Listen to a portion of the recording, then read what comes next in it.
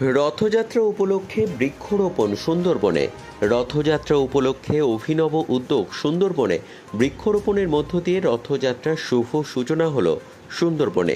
একটি গাছ একটি প্রাণ, ম্যানগ্রোভ বাঁচাতে রথযাত্রার দিনেই বৃক্ষরোপণের উদ্যোগ সন্দেশখালীর খুলনা রথযাত্রা কমিটির।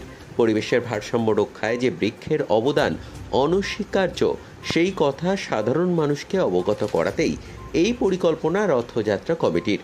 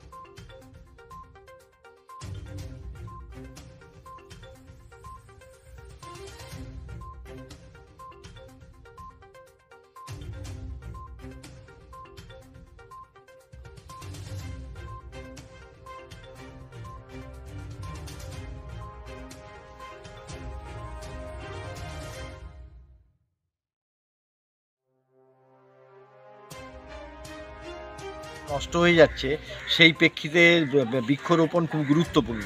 এবং এই যে গরম পড়েছে, মানে গরম বা প্রাকৃতিক পরিবর্তন ঘটছে এবং তার জন্য রোগ যন্ত্রণা এবং প্রাকৃতিক দুর্যোগ হচ্ছে, সেই জন্যে এইসব মা বোনেদেরকে এই ছোট্ট অঞ্চলে, নদী তীরবর্তী অঞ্চলে গাছ লাগানো এবং তার সঙ্গে পরিবেশ রক্ষার জন্য প্রত্যেককে উৎসাহিত করার জন্যই আজকে এই খুলনা সার্বজনীন রথযাত্রা উৎসব কমিটির উদ্যোগে এবং আমাকে প্রধান অতিথি হিসাবে এখানে এনেছে এবং সেই উদ্যোগে আমরা বৃক্ষরোপণ করলাম।